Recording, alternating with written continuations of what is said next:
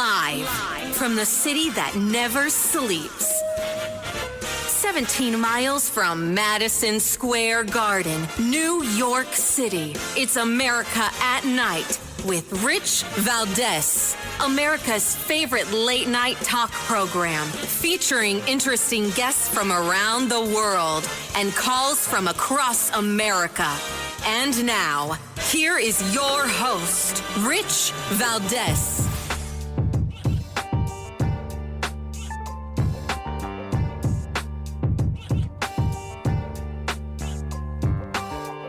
Hi there, good evening, and what's up, America? I am Rich Valdez, Valdez with an S, at Rich Valdez on all of the social media. Welcome to the Wednesday night edition of the program. We are live, we are national. Happy to be here with you. It's really a blessing. Here's the phone number if you want to join us on our late night national town hall conversation. Here's the number, 833-482-5337, 833-4-VALDEZ. And one of the stories that I'm looking at today is Klaus Schwab actually stepping down because he was facing an investigation for corruption. Oh, my goodness. Who would believe such a thing? Another one that's stepping down, not resuming his campaign for re-election, Dick Durbin.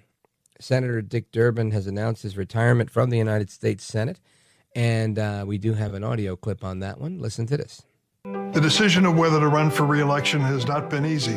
I truly love the job of being United States Senator, but in my heart, I know it's time to pass the torch.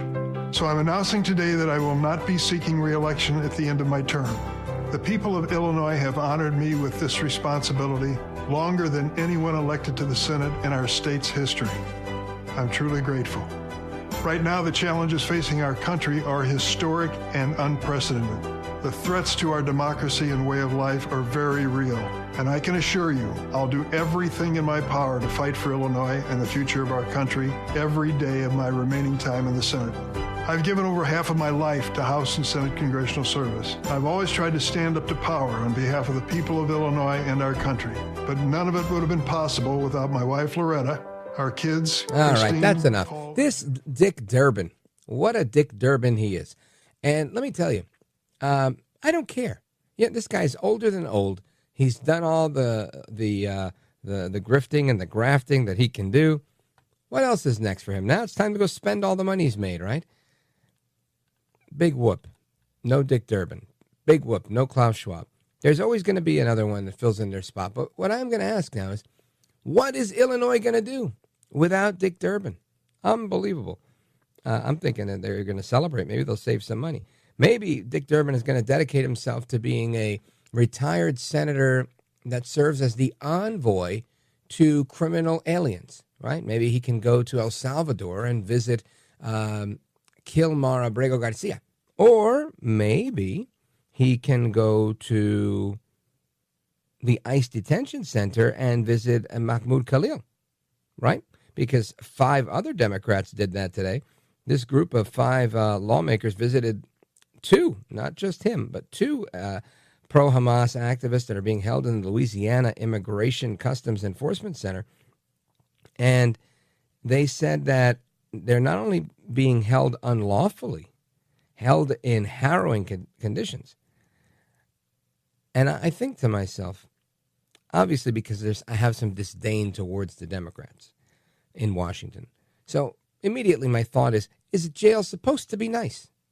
But if it were one of my friends in jail, I'd say, come on. I understand that it's jail, but we have to be fair and treat people like human beings. So in speaking out of both sides of my mouth, I get it. I once served as a chaplain for the Newark Police Department in Newark, New Jersey. And I once went to visit a prisoner in the Essex County Jail. Now, this jail is so bad, they call it the Green Monster. Anybody who knows, knows.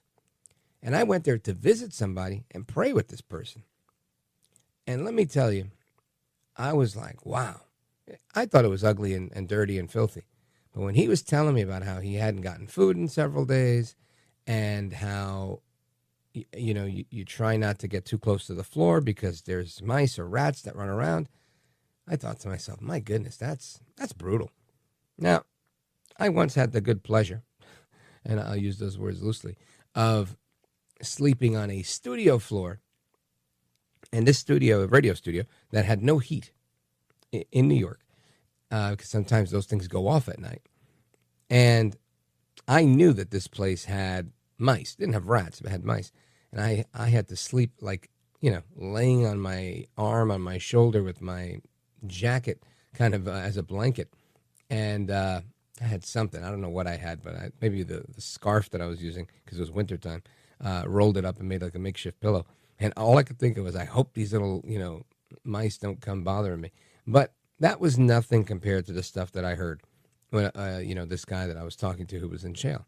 So I think, look, we've got to do the best that we can to provide for people that are incarcerated. I get that. Ideally, I don't want to spend more money on prisoners. I want to spend less. I want to see less prisoners, not more. But the big story here that I don't want to miss, and I don't want you to miss, Democrats are kind of dedicating themselves wholeheartedly to visiting these people. This is going to be their 2028 campaign slogan.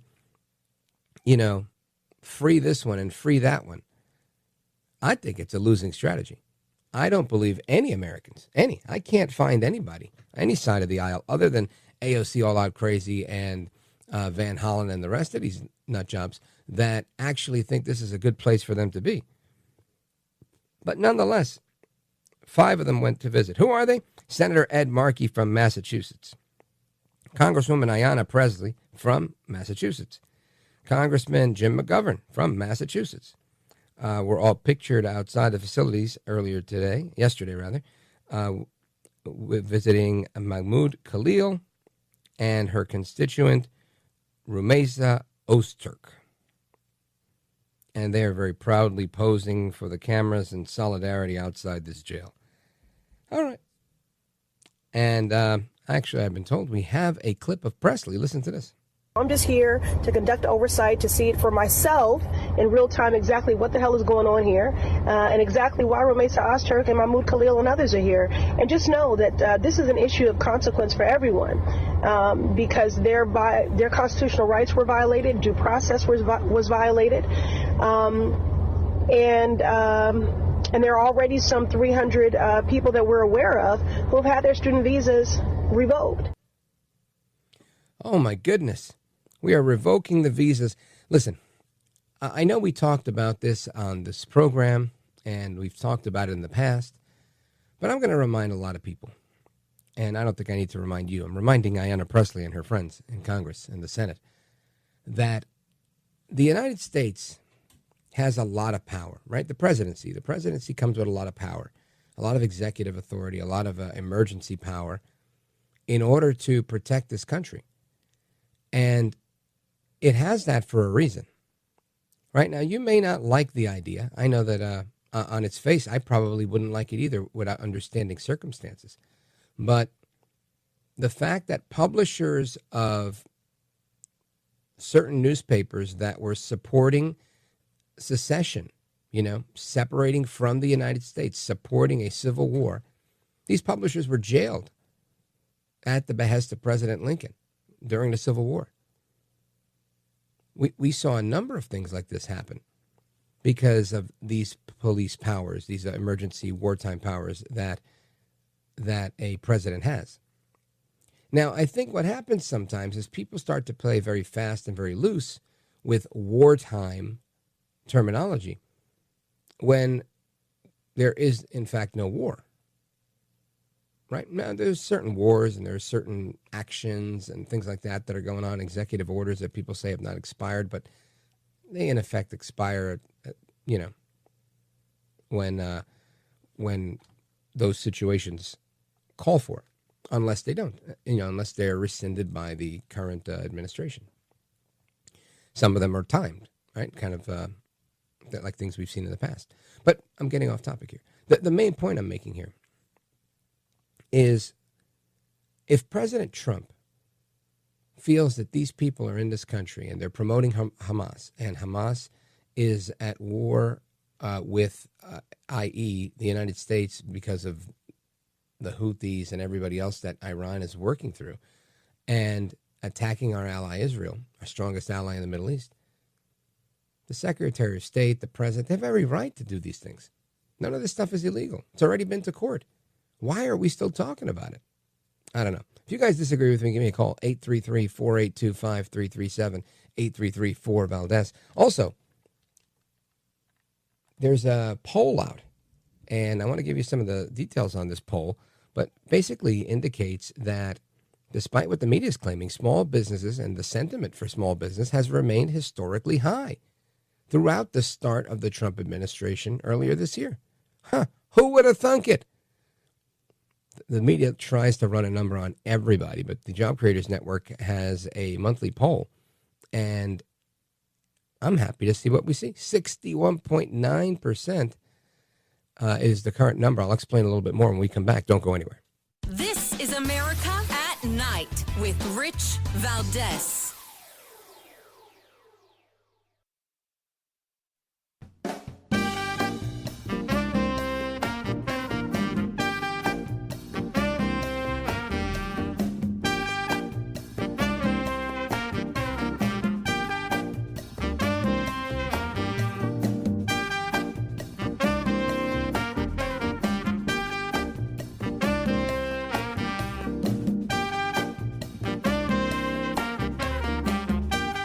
Well, thank you, Rich, and thank you for everything. I know you very well, and I listen, but I have a lot of people that listen, and they love your show, and I appreciate it very much. America at Night with Rich Valdez.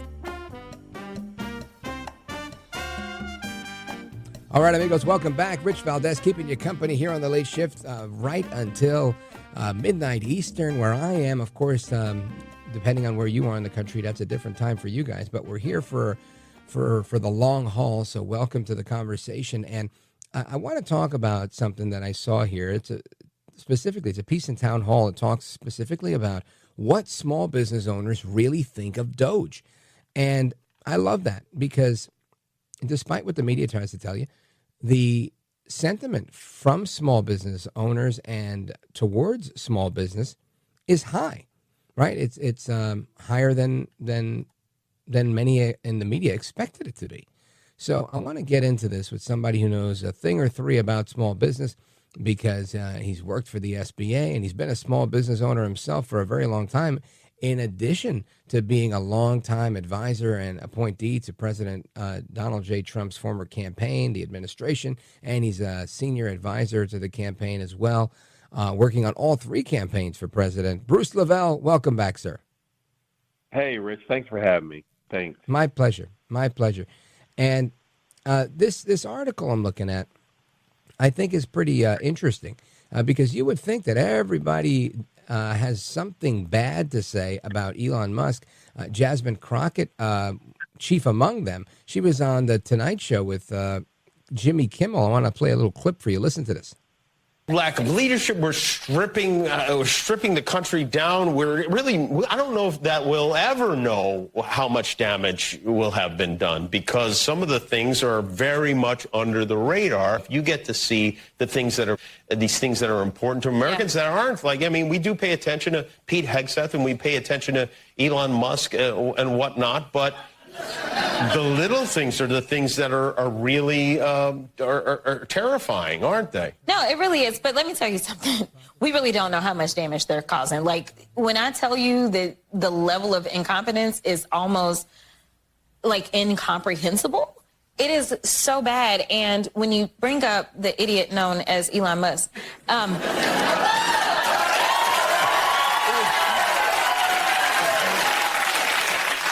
he is not only like very sinister and has no idea of what he's doing, and people are like, oh no, he absolutely knows because he's the richest man in the world. Like, yes, he knows how to hire smart people, but don't conflate that and believe that he is the genius because he ain't.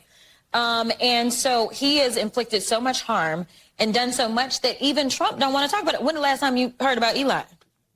When was the last time you heard about Elon?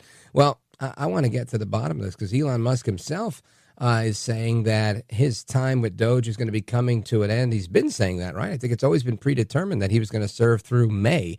And here we are at the end of April. So, Bruce LeVell, I want to get your input, your take, your expertise on all of this, because to me, this seems like a normal thing. This guy was tapped to serve in this special capacity through May, and he's doing what he said he would do. But yet the Democrats just keep taking shots. Yeah, well, listen, the reason why the business people have such overwhelmingly positive response, I mean, come on, let's just take the small business in the U.S., 30 million of us, Rich. We control 60+% of the GDP.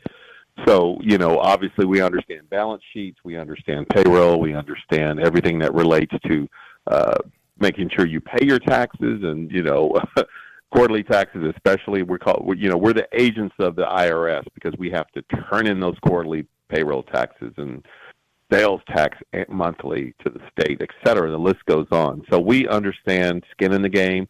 We understand sacrifices. We understand what it took to open the business, let alone maintaining the business, labor, supply chain issues, et cetera. The list goes on. So yeah, when you look at someone who has a great business acumen and has proven to be a good business person, obviously on a larger scale, a very large one, I might say, it's very appealing to someone to come in there. Well, let me look under the hood.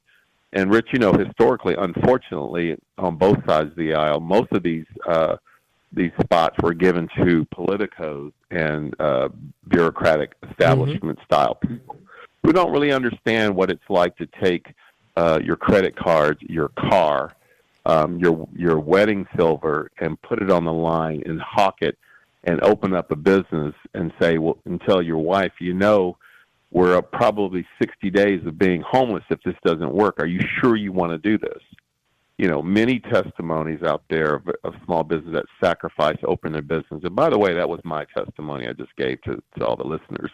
A true story. So I know what that feels like about skin in the game. So, yeah, man, I think this is a very positive, out-of-the-box thinking, long overdue. We want people, and real quick, Rich, for your listeners too, remember the whole system of the government was designed, just like in public service, being a public servant, the whole goal was to come serve, not to get a job. Serve, to serve. 4-year term, 2-year terms, maybe 8 years, et cetera. And then bring your great business background, you've learned out in the private sector, and bring those great experiences to the public sector. That's what it was designed for. And then when you're 10 years up, ask your neighbor that's a really good business person, say, hey, you mind running for this seat? And then you pass on the baton. That from presidency to the Senate to Congress to everything that relates to our government, that's how it was originally designed.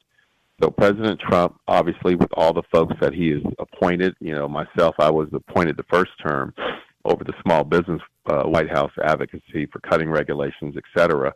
Many of us were business people that took a leave from the business to come serve, just like you watch most of our cabinet secretaries are business people. Some of the undersecretaries are business people. So they understand the upsides and the downsides.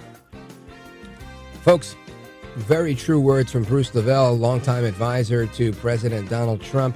And Bruce, stick with me. We're going to come right back. We're going to talk about what makes a lot of small businesses go round and round. Energy, right? Every business relies on energy, and we're going to talk about that and how it impacts the small business environment here in the United States. Folks, we're coming right back with Bruce LeVell, Trump advisor, and me, Rich Valdez. Don't go anywhere.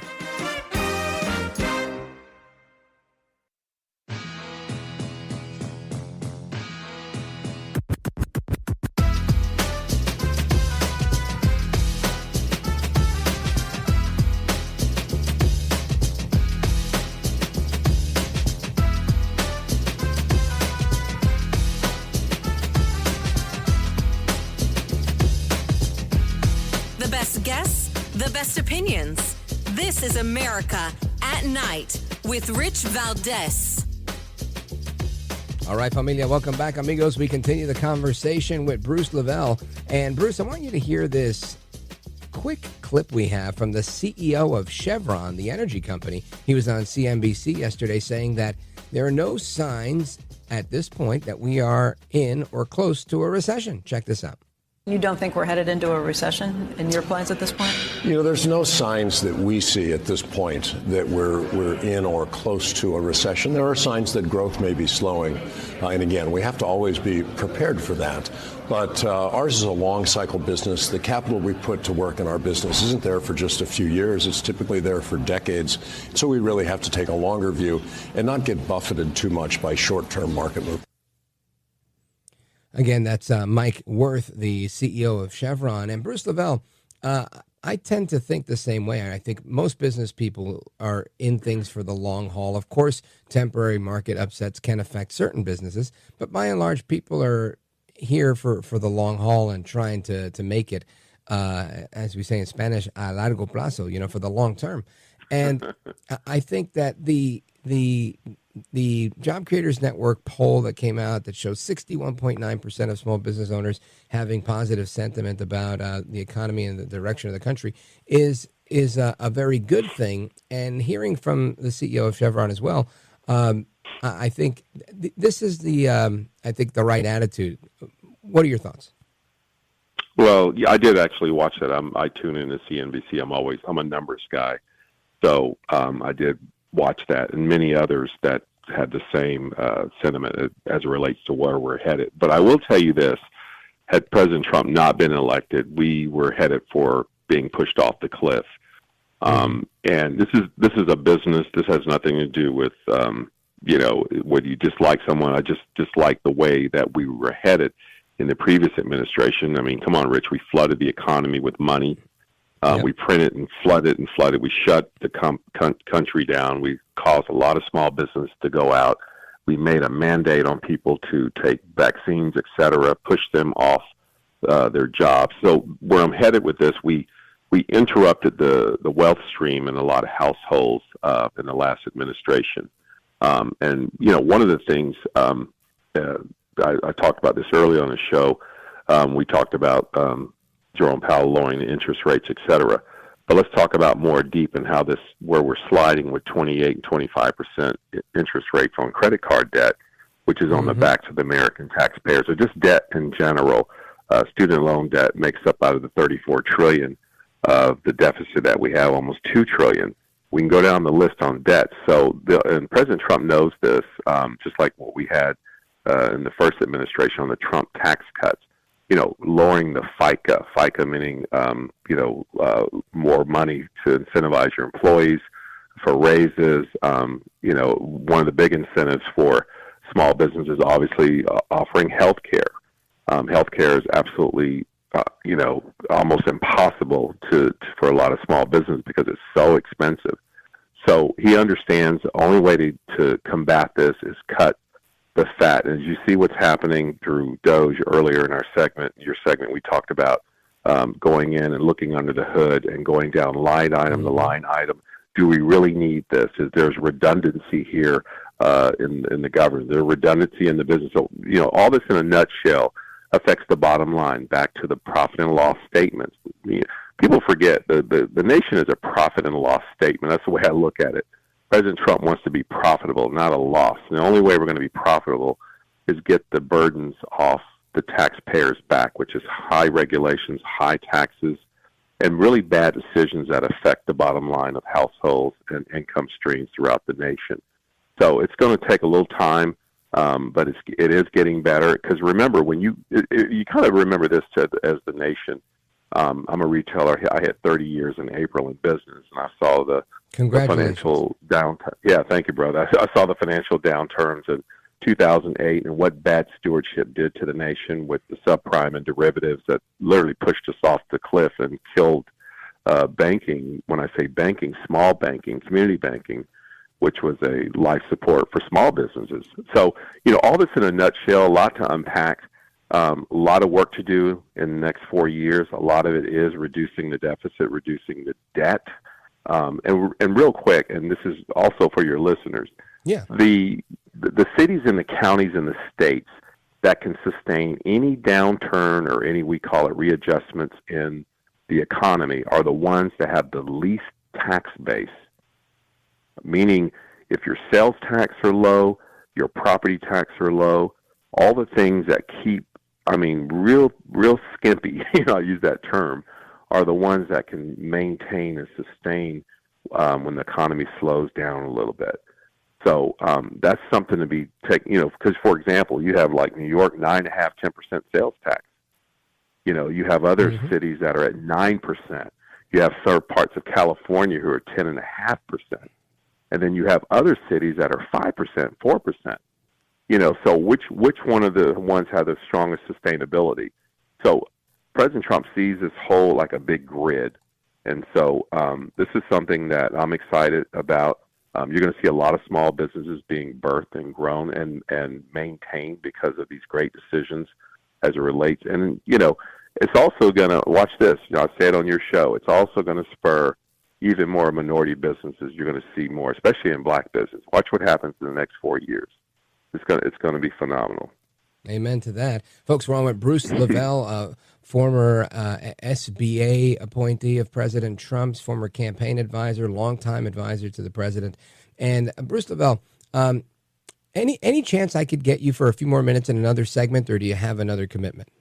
Yeah, let's rock. Let's talk about the $5,000 refund check. No, I was kidding.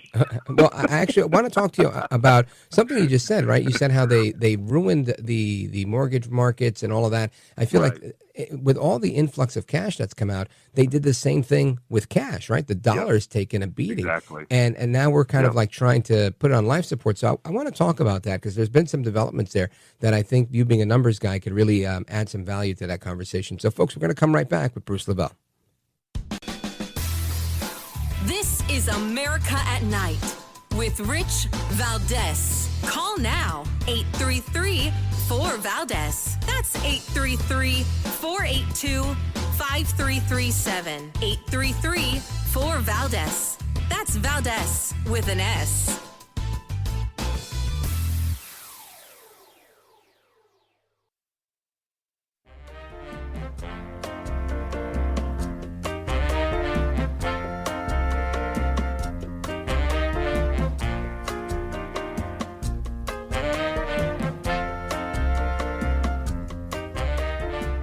Now, 833-4-VALDEZ. That's 833-482-5337.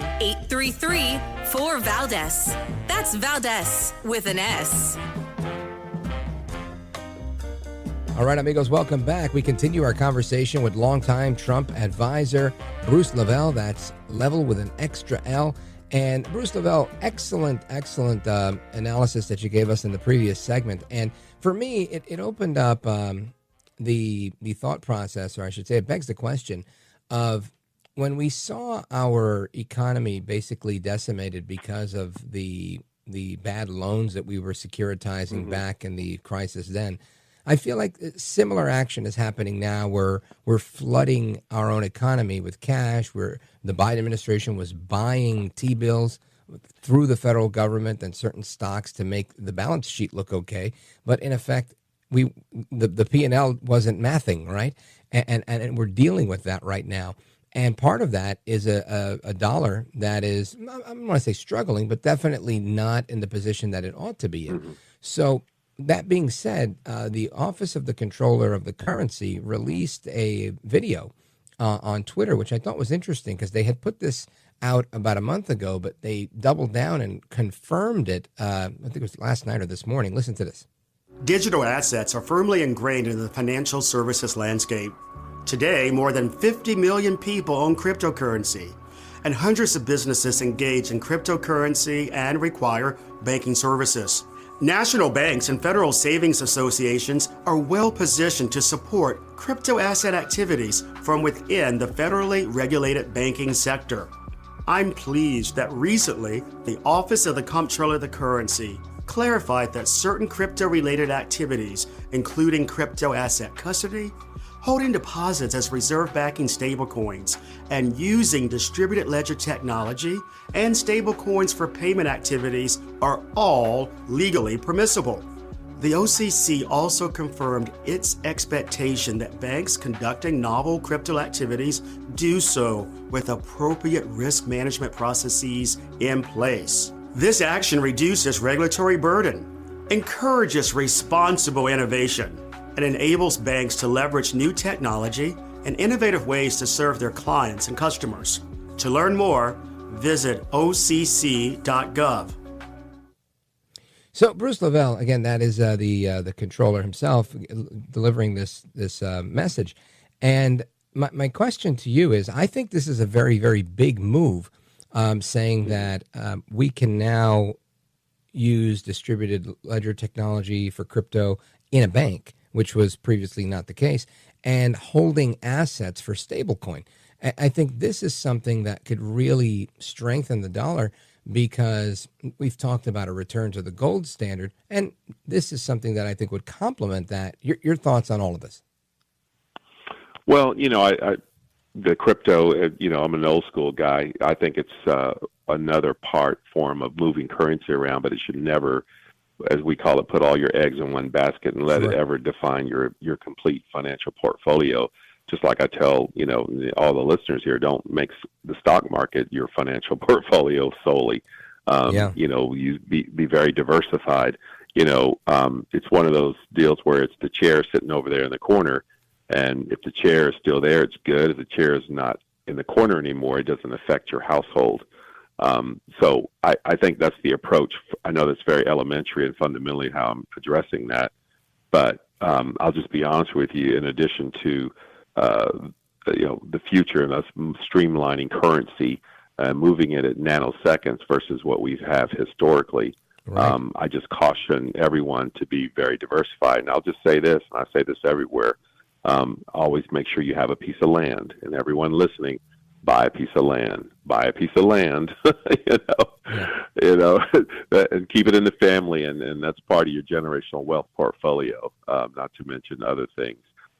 But it had to be regulated. When it first came out, it was still kind of, going through a lot of changes that going into the future. But I think there has to be some level of regulations, because it is out there, but good regulations. But holding assets to secure, it's just like any other forms of currency that any bank uses on, where they're loaning money and making sure you have the proper loan to value ratio to loan you money or to move currency around.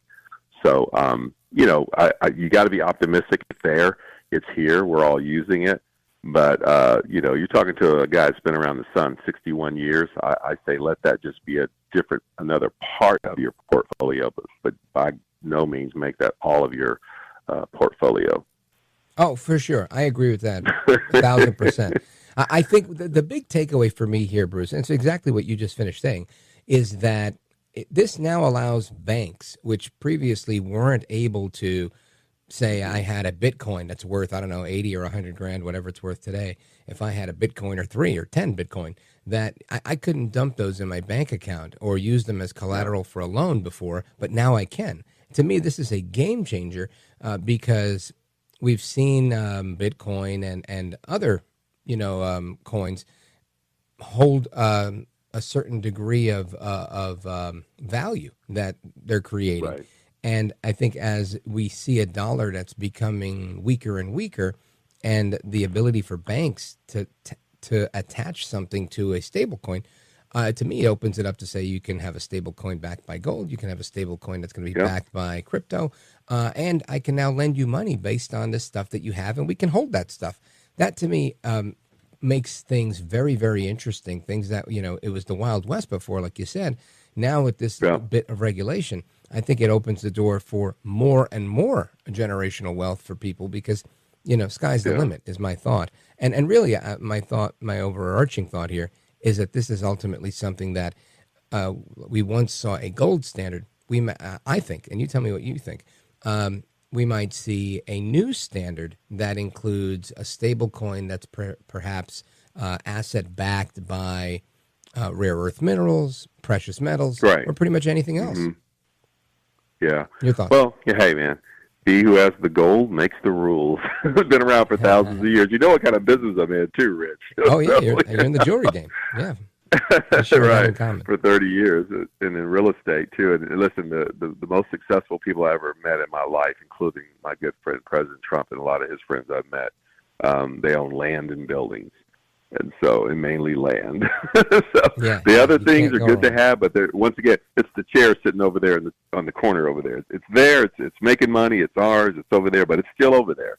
But if that chair happens to be taken away, it doesn't affect the household or change anything in my home.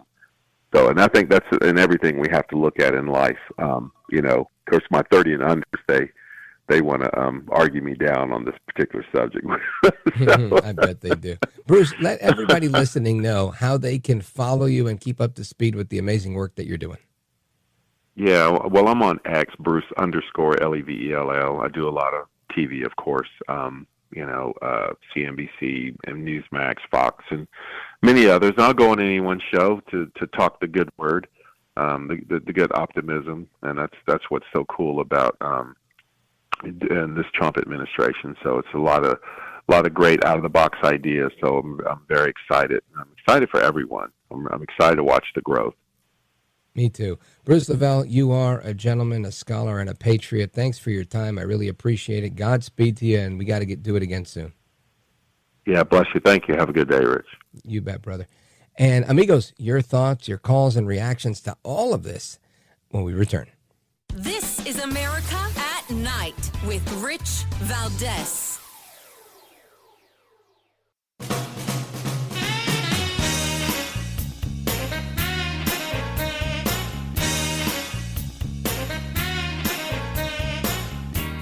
No hair, no care, and live on the air, it's Rich Valdez. From Jackson to McCarthy to this, the authoritarian, the demagogue, it goes away when they go away, and he will go away. And we will, and they don't have anybody that's as charismatic as him. He's charismatic. There's no taking that away from him. He's a television star. That is George Clooney saying Trump is very charismatic and the Democrats don't have anybody that even comes close. Let's go to Mike, Washington, D.C., WMAL, Speed Round. Go right ahead. First, love your show so far, but the one thing that I kind of wish that you would do is let your viewing audience talk to the guest that comes on your show. I noticed that conservative radio don't do that. Now, I do it whenever I can, but thank you for the point. Go ahead. Okay.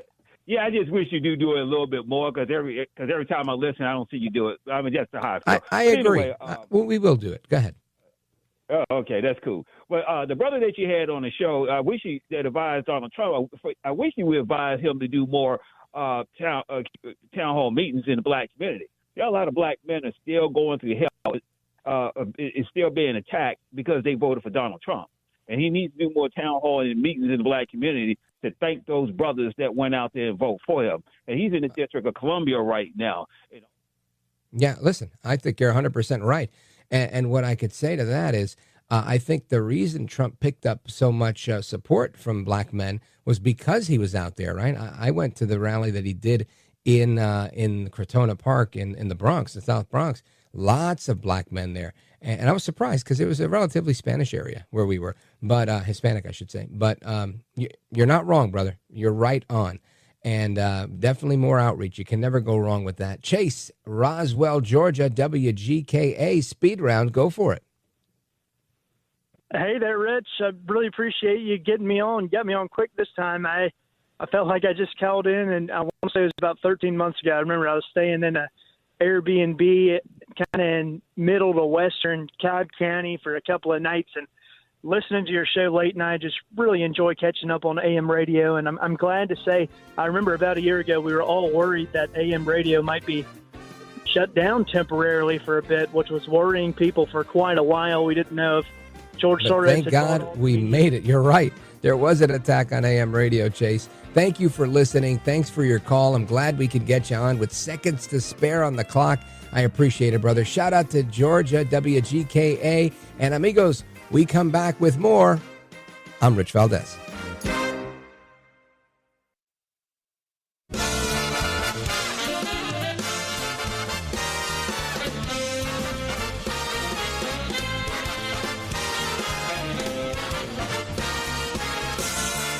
Live from the city that never sleeps.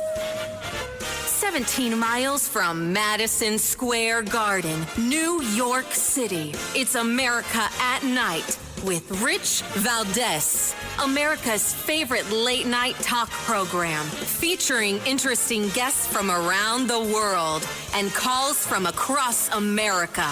And now, here is your host, Rich Valdez.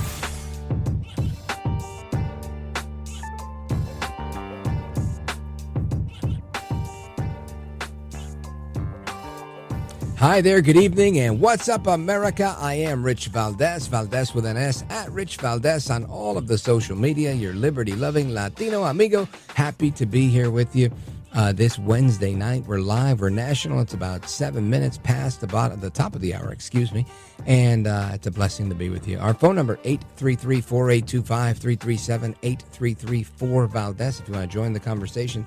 And there's something that I'm looking at, and I got to tell you, it's a very, very interesting story. A guy named Mohammed Adan Mohammed was foiled in a serious plot for a mass casualty event in Minnesota today. Listen to this. Well, I'm Lauren Lemanchek at the live desk with new information about what law enforcement believes could have been a mass casualty attack if a suspect had not been arrested. According to criminal charges against 24-year-old Mohammed Adan Mohammed, on April 17th, he was spotted in a Mankato business shopping for several magazines for a 9mm firearm, bear spray, and body armor. The business became suspicious because he wasn't looking at any prices. And then they say he stole more than $2,000 worth of the gear. So the business attempted a citizen's arrest, but Mohammed sped off. Police then recalled a previous call for service about social media posts that they said were made by Mohammed, including one where he pointed an assault rifle at the camera with the hashtag Death to American and Israeli Imperialism. Now, according to the complaint, the BCA told law enforcement, quote, there were strong indicators that Mohammed was preparing to conduct some sort of attack, a mass casualty event, in the next 24 hours. Now, Mohammed is in jail tonight, charged with theft and threats of violence. Julie? Wow. That's Mohammed Adan Mohammed, 24 years old, from St. Peter, Minnesota. Felony charges, as you heard her say, of theft and threats of violence. They say he was planning a mass casualty event when he was casing a place and then stole, thousands of dollars worth of equipment from the store in Mankato. Very interesting stuff, right? And this is one of those things that I think, man, we have to give a lot of kudos to the law enforcement that got this guy. You know, upon just looking at him, he looks like something's a little off. And it's a shame, right? I have a daughter that age, and I feel terribly about anybody having any kid that age going through something like this. Like, what is going on here? What is going through your head? But clearly, the imperialism idea got to him. He hates the Americans. He hates the Jews, and that's it. And we can expect to see more of that as long as people are going to keep talking about imperialism. And this is something that I feel like I go on tangents about this all the time, because this is the dangerous thinking. They say making America great again is dangerous thinking. No, my friends. We haven't done anything. These guys that think that the imperialist Americans are oppressing everyone and everything, themselves included, these guys are the dangers to society. These are the guys that want to take up arms and put an end to people. I mean, really. Now, Mohammed left. He left the store which he was looking at while taking items. Let's see. He called it Survival Gear List Alternative, and that was I think the name of the store. And they had knives and bows and arrows, sleeping bags, pepper spray, and a 6-mag chest with 8 magazines. This is a quote I'm reading. It's not what I'm saying. Authorities say Mohammed stole 8 magazines for ammunition. So just really just sad, honestly. This is one of those things. I'm glad they got the guy, but man, this sucks to think that you got 24-year-olds out there that have so much brainwashing going on that they're ready to go steal stuff. And, clearly this guy isn't thinking. Right? He's thinking like a crackhead. Obviously, you're going to get caught if you go and you steal everything. Right? He was never going to get to really carry this attack out. But it's the fact that he is thinking these things and putting these things on social media, to me, that is like, man, what is wrong with you, kid? Where are your parents? What is good with this? Anyway, that's part of what's going on there. So Aided Muhammad is now in custody. Excellent. Now, something else I wanted to get into. Bear with me. Had to do with, we talked about Klaus Schwab a little while ago. We talked about RFK. It had to do with something. I'm drawing a blank here. But anyway, President Trump has weighed in on something. And this is something that I think he's been pretty consistent with this stuff, right? Whether it's military bases or things that reference the names of Native Americans or whatever. He's always been with the just whatever name it has, let it keep that name. And that's something that he weighed in on today. And I think, this is a good thing, right? When you have someone that is remarkably consistent on issues like this is a good thing. When you have someone that's remarkably inconsistent, like Senator Elizabeth Warren, who is not consistent at all, who said that Biden was the sharpest guy in the world, and then she's like, well, I don't know. These things are very, I don't know, what's the word? Concerning, right? Listen to her in a sit-down interview she did with the Fragoso podcast. Listen to this. You regret saying that President Biden had a mental acuity. He had a sharpness to him. You said that up until July of last year. I said what I believe to be true. And you think he was as sharp as you? I said I had not seen decline. And I hadn't at that point. You did not see any decline from 2024 Joe Biden to 2021 Joe Biden? Not when I said that. The thing is, he was sharp. He was on his feet. I saw him live event. I had meetings with him a couple of times. Senator, on his feet is not praise. He can speak in sentences is not praise. All right. Fair enough. Fair enough. Even she's laughing at herself at this point. You had to see the faces she was making. Unbelievable. I think she realized, you know what? This is over here. I can't, the gig is up. I cannot continue to lie to the American people about something that's so blatantly and obviously true. This man was never doing well. Why do we think his nickname on this program was Joe El Baboso Biden? Because he's been a baboso for a long time. Most recently, I think, because he was just too old and too frail. I would say prior to that, because he was a baboso by choice. But either way, a baboso nonetheless. Anyway, I want to remind you that everybody who listens to this program knew that Elizabeth Warren was lying and that she's a fake, she's a phony, and she's a fraud. Because you listen to this program every day. And nighttime listeners, something I learned coming into nighttime, because I used to do radio at a different hour. Nighttime listeners are very smart people. Some of them are driving trucks. Some of them are working. Some of them are home, hanging out in their living room, in their kitchen, on their porch, listening to a radio program that they're going to listen to until they knock out. And it's always my pleasure to help people fall asleep. But the reality is listeners at night listen for a lot longer periods than daytime listeners because they're not in and out of the car as much. They're not, in the car, going to work, getting out of the car, parking the car, getting into the office.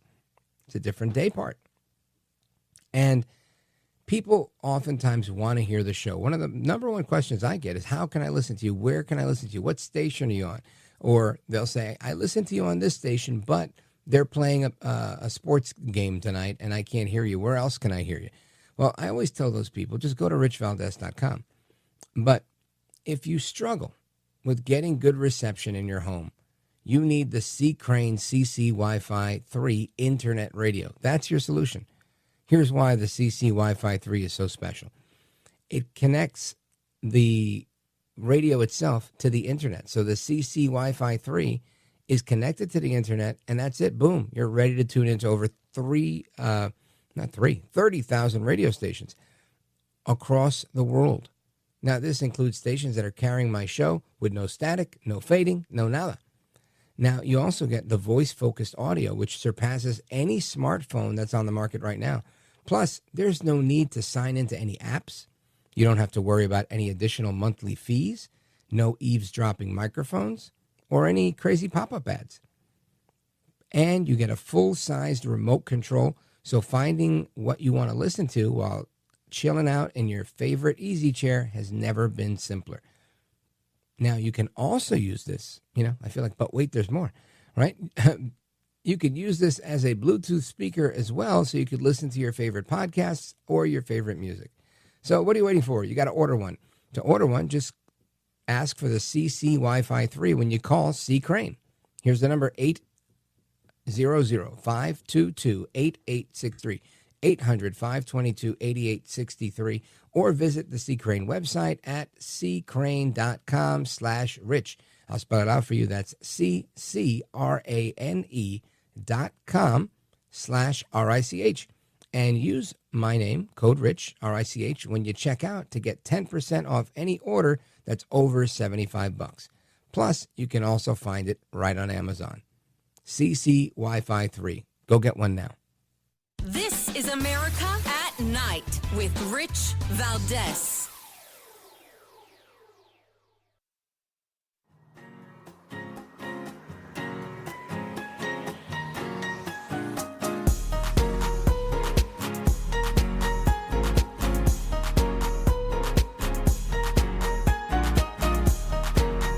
I want to listen to you, Rich, all the time. America at Night with Rich Valdez.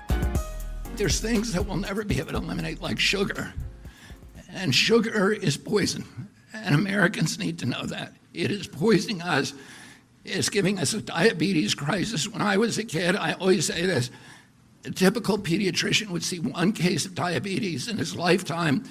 Today, it's 1 out of every 3 kids who walks through his office door. In our most recent study from NIH, 38% of American teens, half our adult population. This is existential. We are spending as much on mitochondrial disorders like diabetes as we spend on our military budget.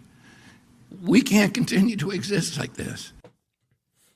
That is the Secretary of the Department of Health and Human Services, Bobby Kennedy.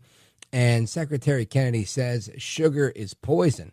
I remember years ago someone told me that, and I told someone I was doing a TV show with the same thing. And they looked at me and said, no, you can't say that.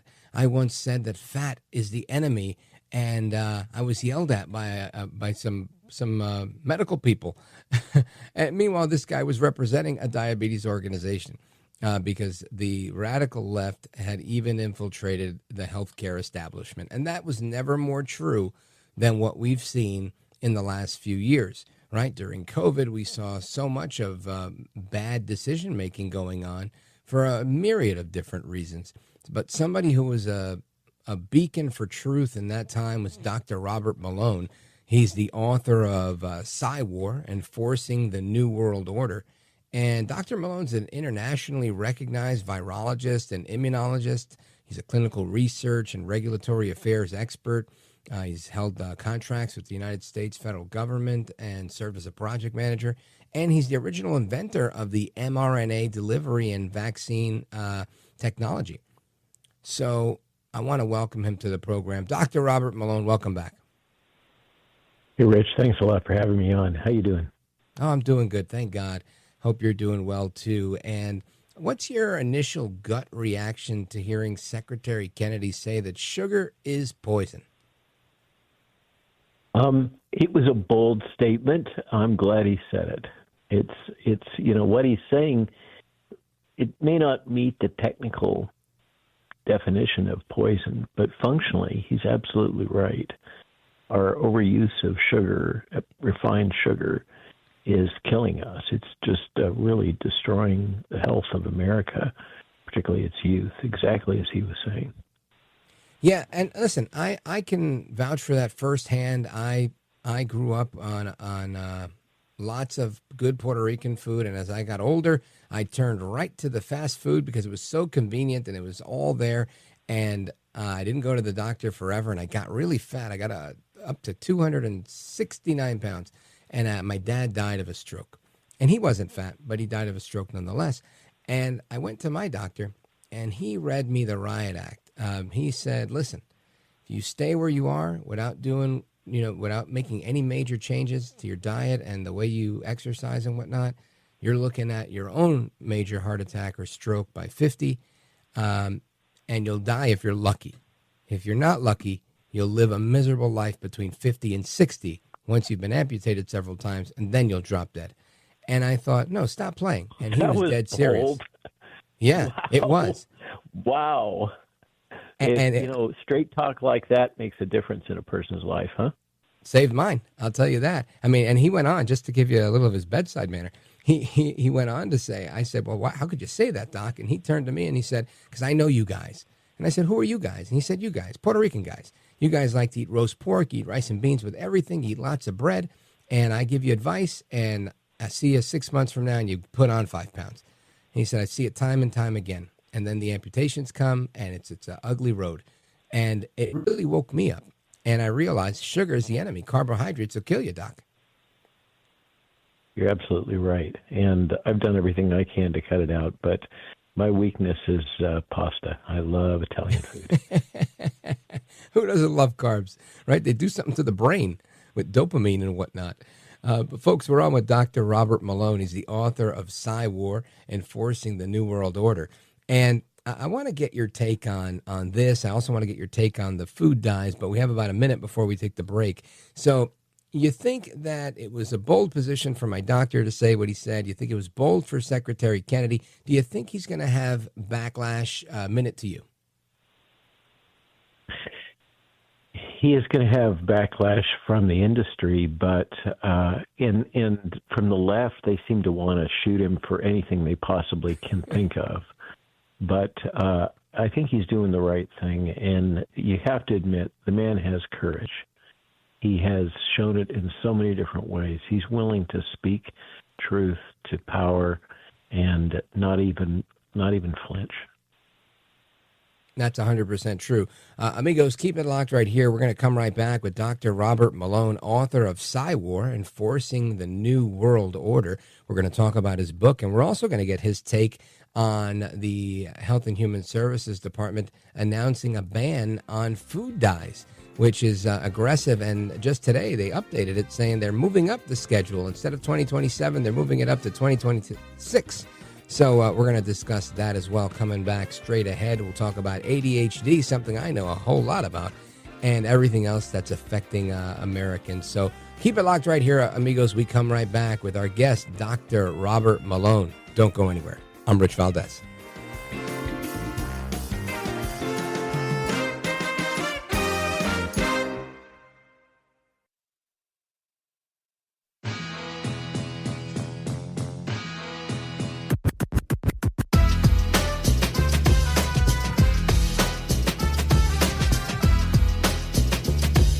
Thanks for what you do. You have so many people. You ask the questions that if a viewer had a microphone, they would ask that question, and you seem to always ask it right at the right time. So God bless you, my friend. America at Night with Rich Valdez.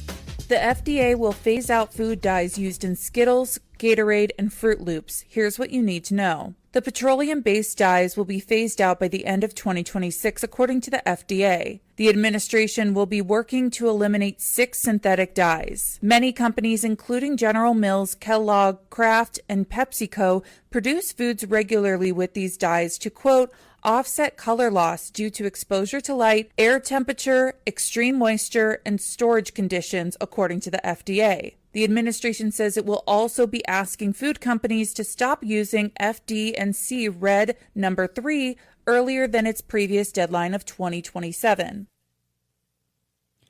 That is a report from Forbes on the ban of food dyes. And we left off with our guest, Dr. Robert Malone, author of the book PsyWar, Enforcing the New World Order. He's an internationally recognized virologist and immunologist, clinical researcher, and the original inventor of the mRNA vaccination delivery as a technology. And Dr. Malone, what is the, I guess, the overall implication here of eliminating these food dyes? For years, people have been saying they're no good for you. Now they're gone. Your thoughts? Well, they're not quite gone. Let's be realistic. It's going to be at the end of 2006, if we're lucky, that the manufacturers are going to get this out of our food stream. But what is the implication? These dyes have, many of them have some association with cancer, but cancer is multifactorial.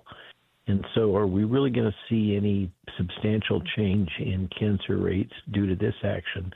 I think that's unlikely. However, what is very clear, well documented, particularly by a meta-analysis, which is to say a study of studies that was done a couple of years ago, is that these have been documented to be associated, as you mentioned in the lead up to this segment, with ADHD, with attention deficit hyperactivity disorder. So our kids have been not only eating sugary cereals and other sweets, Skittles were mentioned, that are driving what are now a common behavioral problem, but these dyes that are being put into these sugary products are explicitly associated with ADHD.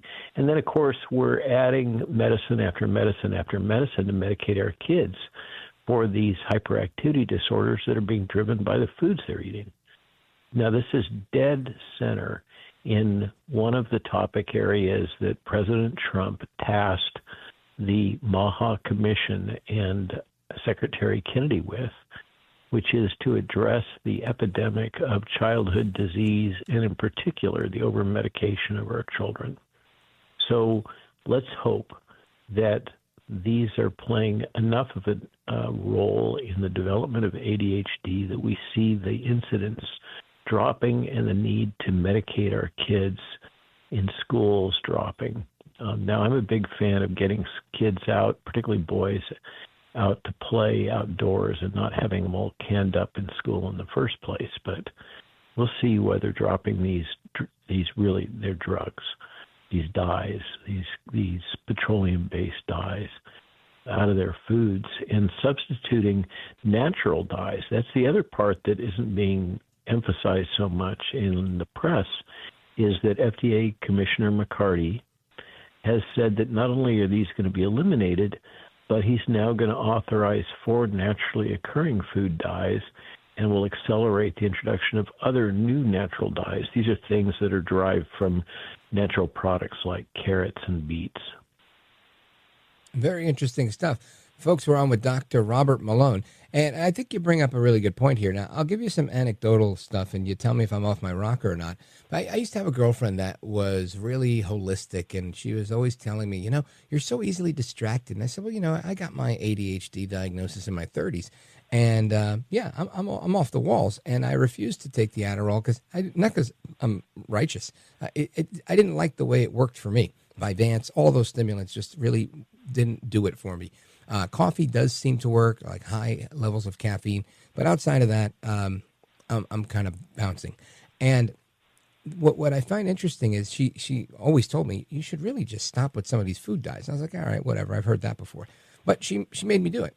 And I got to tell you, I didn't notice anything right away until I reintroduced it, and I ate like some red gummies, like Swedish fish or something like that. And voila, I was flying high like a kite when I had these gummies. And I thought to myself, wow, it's amazing how, I literally can't think straight. I can't talk straight. I couldn't do anything straight. And I did a little research on it, and I found that certain bodybuilders use that before they go to the gym because it creates such a kind of energy boost from the red dye, which I thought was interesting. What do you think about that?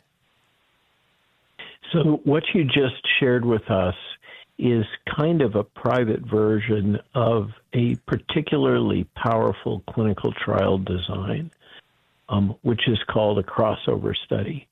And it's double-blind crossover studies performed again and again with these dyes that have demonstrated exactly what you just described, that you can take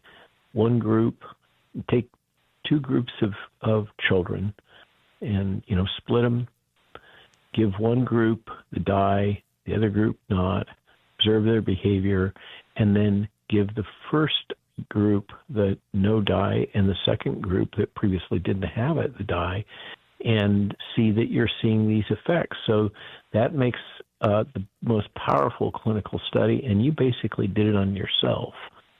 Now, Wow. What you're also talking about is that, it's hard to see these things as they're slowly happening in our body when they're washing out. But then you take the agent again, the drug, and suddenly, like you say, bang, here it is coming back again.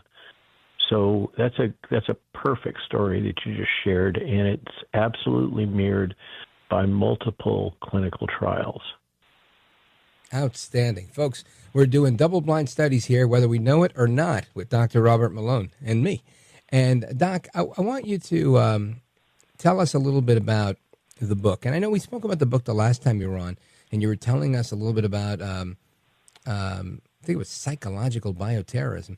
But yes, the overall idea behind the book, PsyWar, Enforcing the New World Order, I think is an important one, and I want you to just remind the audience about it.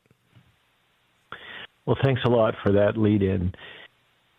So what we've experienced over the last 5 years, and by the way, Pete Hegseth just dropped a major announcement on Twitter in which he's acknowledging that the mandates for the vaccine in the Department of Defense were illegal, that this was an experimental product and it should never have been mandated. I hope that people are held accountable for that. Me too. But we've all been subjected to various forms of psychological manipulation through USAID-sponsored press and through the censorship and the gaslighting and all of that stuff. It's been designed to get us to conform with various things that the government wanted us to do. The masks, the social distancing, the lockdowns, and, of course, notoriously accepting these experimental medical products, as Pete Hegseth has just acknowledged. And that psychological manipulation is part of a bigger toolkit that, talking to many military personnel that have been in the PsyWar space, they're generally pissed as all get out. Mm-hmm. Because the tech that they've developed for offshore combat, they're seeing deployed against the citizens of the United States, and they don't like it very much. And this tech now is being used as routine part of marketing, particularly by the pharmaceutical industry. They're intentionally manipulating us in a variety of different ways using this advanced methodology that was designed for offshore combat against the Taliban and the likes of that. And it's all being wrapped up into the push towards globalist solutions. The idea that individual sovereign nation states are no longer able to solve the major problems of the world. Of course, probably you and I agree that many of those problems that are put forth to us, like global warming, are really not valid. And the president has said that it's all a big hype farce. It's not real. So a lot of these problems that they've cooked up and promoted are really kind of Trojan horses for advancing other agendas. And one of those big agendas is establishing a single worldwide, it's not even right to call it a government, an administrative state that is mirrored based on the European Council, which is appointed and sits on top of the European Union. And that's what the United Nations is promoting, and they've been doing it together with the World Economic Forum. But fortunately, a lot of these globalist initiatives are failing all of a sudden. They're collapsing. The Klaus Schwab is now being accused of financial misdeeds. It looks like the World Economic Forum is in crisis. The World Health Organization is in crisis. And all of this, frankly, is the consequence of the election of Donald Trump and the positions that he's taken. He really is making an impact on this globalism that's been jammed down our throat using these methods such as psychological warfare. Outstanding analysis. Dr. Robert Malone, author of PsyWar, Enforcing the New World Order. Doc, let everybody know how they can keep up to speed with all the work that you're doing. Well, the best way is to follow us on Substack. And you don't have to pay, but if you do, it's what helps sponsor us. And by the way, it unlocks participation in the chat groups on our Substack. It's malone.news is how you find us.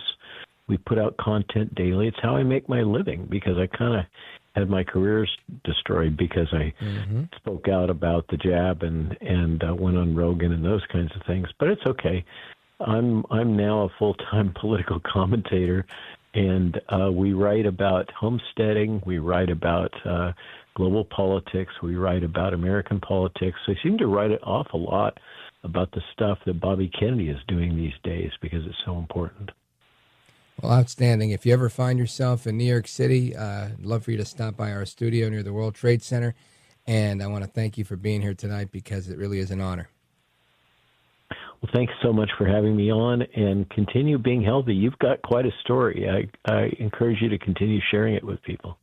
Thank you, Doc. I appreciate it. Folks, Dr. Robert Malone, make sure you check him out at malone.news. And Godspeed to you, sir. Amigos, we continue with your thoughts, your calls, and reactions straight ahead.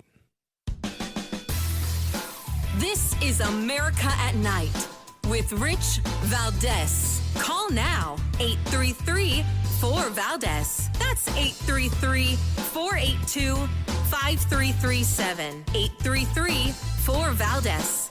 That's Valdez with an S.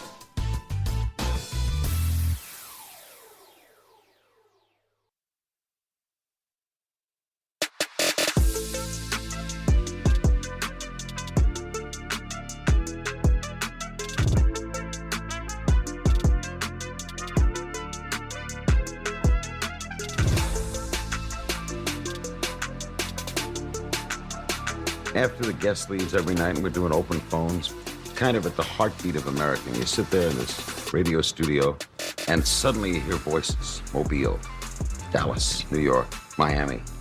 And there's kind of a conglomeration of America all in one room. Call now, 833-4-VALDEZ. That's 833-482-5337.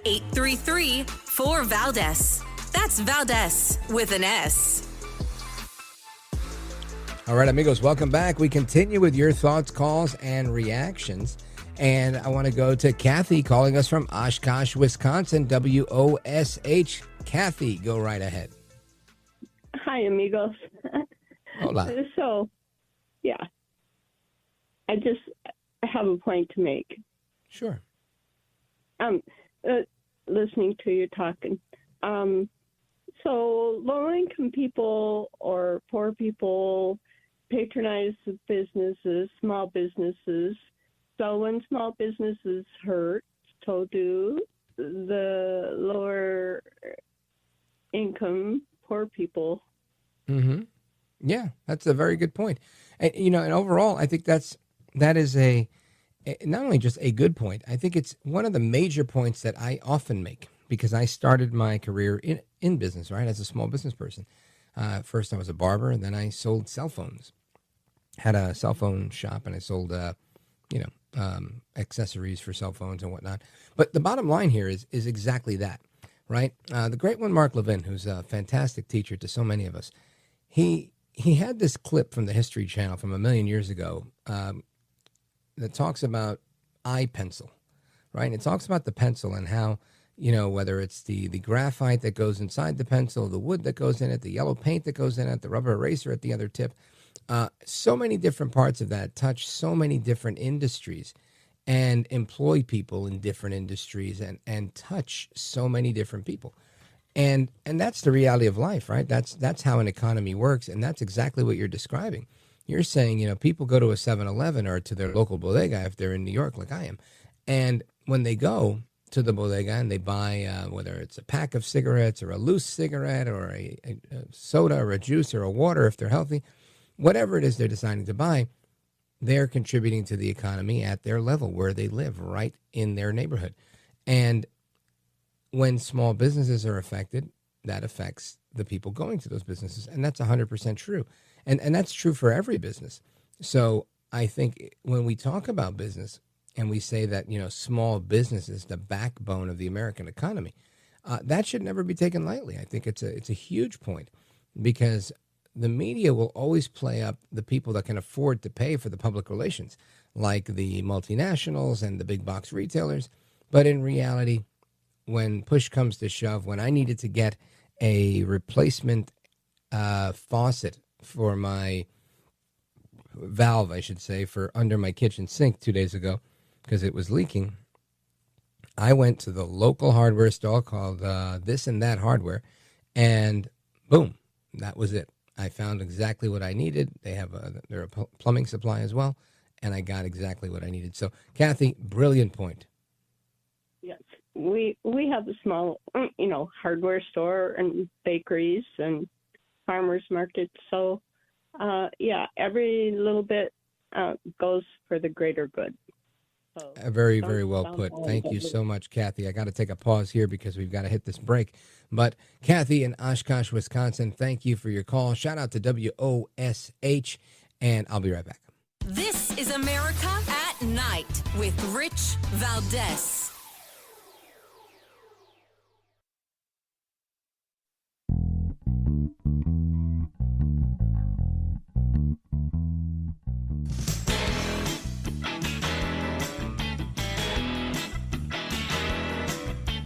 All right, amigos, we go back to the phone, and let's see, we're going to go to WGKA because Todd wants to tell us who he hopes Secretary Kennedy focuses on next. Go right ahead, Todd. Yes, thanks for taking my call. I hope that they go after the high fructose corn syrup. That's terrible for our bodies. And I remember trans fats, which are just as unnatural as transgenders. Removing that from products, that was a marketing tool. And companies that take this garbage out of the food, they're going to sell more than, they're not going to lose on this by helping. And, the average American eats more sugar in a month than our ancestors who fought the revolution ate in a year. And high fructose corn syrup's horrible. And thank you for putting out the truth, you and Dr. Malone. It's so important. You're going against the globalists and you're educating people. So really enjoy your show. Thank you, Todd. I appreciate that. And I think you're spot on, brother. This is, to me, the writing's on the wall. When he says sugar is poison, this is him directly taking aim there. And I would suppose that he's already, talked this through with his boss, President Trump, and they've figured out a way to make sure the farmers don't lash out and the big sugar lobby, because the big sugar lobby is a strong lobby. And sounds like they've just waged war on them. So we'll see how that goes. Todd in Atlanta, Georgia, WGKA, thanks for the call. Amigos, we continue in the ever-coveted third hour of the program straight ahead. Keep it locked right here. I'm Rich Valdez.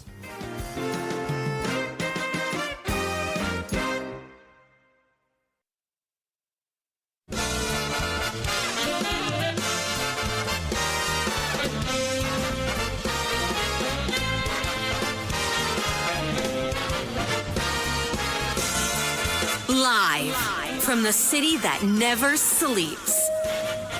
17 miles from Madison Square Garden, New York City. It's America at Night with Rich Valdez.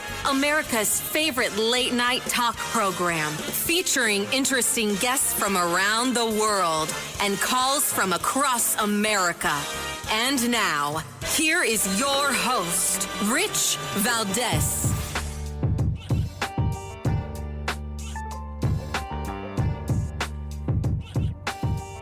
Hi there, good evening, and what's up, America? I am Rich Valdez, Valdez with an S, at Rich Valdez on all of the social media. Welcome to the Wednesday night edition of the program. We're live, we're national. Happy to be here with you. Here's the phone number, 833-482-5337, 833-4-VALDEZ.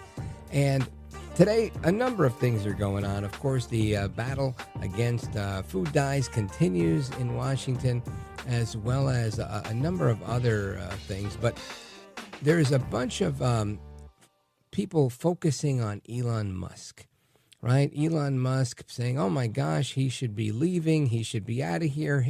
Elon Musk himself saying, look, I was always leaving. And I think we have a clip of that right here. Listen to this. Starting probably in next month, in May, my time allocation to DOGE will drop significantly. I'll have to continue doing it for, I think, probably the remainder of the president's term, just to make sure that the waste and fraud that we stop does not come roaring back. But starting next month, I'll be allocating far more of my time to Tesla. And now that the major work of establishing the Department of Government Efficiency is done. So that is Elon Musk saying, look, I was always planning on leaving, and he's planning on focusing more on Tesla and doing, what he's supposed to do as the head of Tesla and all the other stuff that he's doing. And I, for one, I'm grateful that, we had the guy and that he was able to lead this task force of DOGE warriors to do what they did. And, of course, reporters asking President Trump about all of this today in the White House. Here's what President Trump had to say. Thank you, sir. Elon Musk said he'll be stepping back from his work with DOGE a little bit and only dedicating maybe a day or two a week to it. How long would you like to see that continue, and how involved would you like to see him continue to be after? Well, first of all, I can't speak more highly about any individual. He's an incredible guy. He's a brilliant guy. He's a wonderful person. I've seen him with his family. I've seen him with a lot of his children. He's got a lot of children. He treats them good. He loves his children.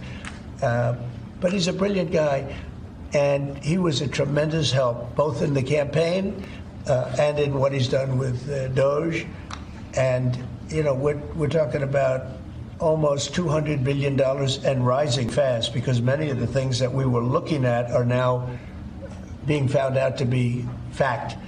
It's terrible. I mean, the fraud, the waste, the abuse, everything that's happened is just terrible. So that's President Trump, and he went on to talk about how unfairly he felt that Elon Musk was being treated. Check this one out. I also know that he was treated very unfairly by I guess you'd call it the public, by some of the public, not by all of it. I say he makes an incredible car, everything he does is good, but they took it out on Tesla, and I just thought it was so unfair because he's trying to help the country. But he has helped the country. I also want him to make sure that he's going to be in great shape, and I know he is. I mean, he's going to do great. He loves the country. He didn't need to do this. He did it. And I told him, I said, whenever you're ready, I'd like to keep him for a long time, but whenever you're ready, he's an exceptional guy. When you see those rockets go up and come back and land in the same gantry, nobody else can do that. So that's President Trump, El Trompito Donaldus Magnus, giving a little update on Elon Musk and saying, hey, I'd love to have him. However, there's other things going on. And just like you had Senator Van Hollen, and again, I'll repeat, Senator Van Hollen is the Tim Walz of Maryland. He sure is. But now there are others following in his footsteps. You've got a delegation that now has been visiting not just Kilmar Obrego Garcia in El Salvador. Now you've got a bunch of people in Massachusetts visiting Mahmoud Khalil with Ayanna Pressley and and Ed Markey and so many others doing that. And it seems like Democrats have truly now, they're kind of out, right? They're out of the closet. They're no longer saying we look out for the American people. Now it's clear they're here for non-citizens, for non-Americans. They're here to look out for them. And that is just, I mean, it's sad to say the least, but it's not just there. I mean, you got another a judge, and I talked about this a little bit last night, but I'll give you just a reminder of this story because I feel like, you've got it all over the place here. There is a judge, Judge Joel Cano, from Doña Ana County. He's a magistrate judge there. And this guy is now resigned from the bench because a Tren de Aragua terrorist was arrested in his home. Homeland Security agents found Christian Ortega Lopez, an illegal immigrant and Tren de Aragua member, living in the judge's house. Why are they so close? Why is Van Hollen visiting with an MS-13 prisoner that's, in El Salvador?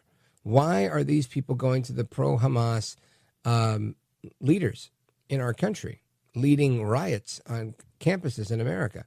Why are the Democrats the de facto lawyers, right? The advocates for the people that are looking to tear down America? I don't have the answer to that, but I could guess, right? I'm sure you could too. Very, very bad place for them to land. I keep saying it, but a lot of it's just because I can't believe it. I thought that there were some good politicians, despite my disagreement with them, right? I may not agree with Adam Schiff, but man, does he know how to lie, right? He's able to spin things like few others can spin it. Crockett too. But it seems like things are changing and they don't even care. They're just like, hey, we're here for them, not for you. And that's very unfortunate. Anyway, something else that I wanted to get into before moving on was I'll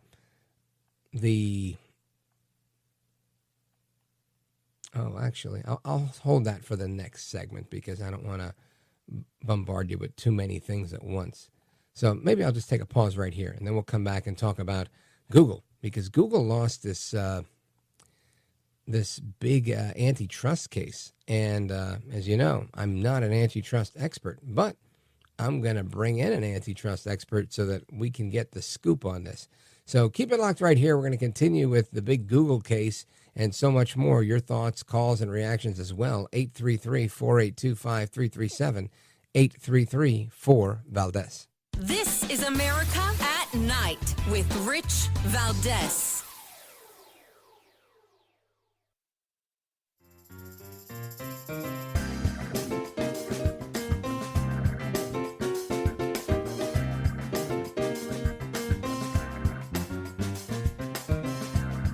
By the way, your ratings are up. Congratulations. I had somebody. It's always nice to check. I like to see, even if they're friends, I like to see how are they doing. Are people listening, right? That's but right. You're doing great. America at Night with Rich Valdez. This is the second major legal loss for Alphabet Google in the past few months or so. This is about their ad market. So a judge in Virginia ruled that Google unlawfully monopolized markets for publisher ad servers and the market for ad exchanges. Kind of basically just to break that down, they're saying that they have a monopoly in the online ad market. And that's the second judge that has ruled this. Why this is important is ad revenue for Google online. I mean, it's a huge part of their business when it comes to search and just sort of giving them all of that firepower to invest in other places. And you could see a judge rule that they might have to break up their company. So, of course, this is also what Meta is looking at. Now, there is no ruling in terms of what remedy for this particular ruling or the previous one, but just the fact that they're now facing two rulings that they have a monopoly in the ad market, it's not good news for Google right now. Not good news for Google right now.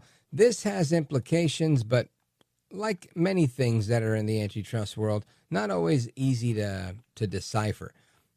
That's why we bring in one of the pros. right? And I'm happy to bring him back. Robert Bork Jr. is president of the Antitrust Education Project and recently reissued his father's book, The Antitrust Paradox, A Policy at War with Itself. Robert Bork Jr., welcome back. Thanks for having me back. You bet. So walk us through this, like the novices that I know I am and some of our listeners are. What is going on here with Google? Well, it's not just Google, but let me just get to them in just a second. We're really in open season on big tech right now, on business, on capitalism, and most importantly, the consumer. Here in the United States, the Trump antitrust enforcement agencies, that's the Department of Justice and the FTC, are pursuing cases in court that they would allege monopolies against more than, I think, 20. There have been more than 20 major cases since 2020, but right now there's half a dozen that are pretty big, and they've won some, and it looks like they want to break up some of these companies, like Google, like Meta, like Apple, and I'm not quite sure I understand how consumers benefit from all that, but we can talk about that. As for the Google case, Google lost in court a case brought by the first Trump administration and then carried on by the Biden administration, saying that they have a monopoly in search. Now, this was something that actually had about 15 years ago, the FTC had walked away from, declined to prosecute. But now they've gotten through court. They got a judge who says Google is a monopoly, and DOJ is asking to bust them up. On the ad tech one, I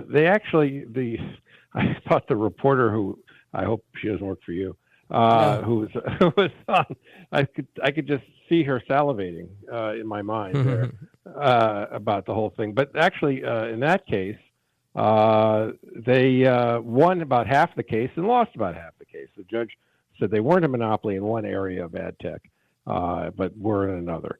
But again, the effect is going to be the same. The government's going to want to break them up.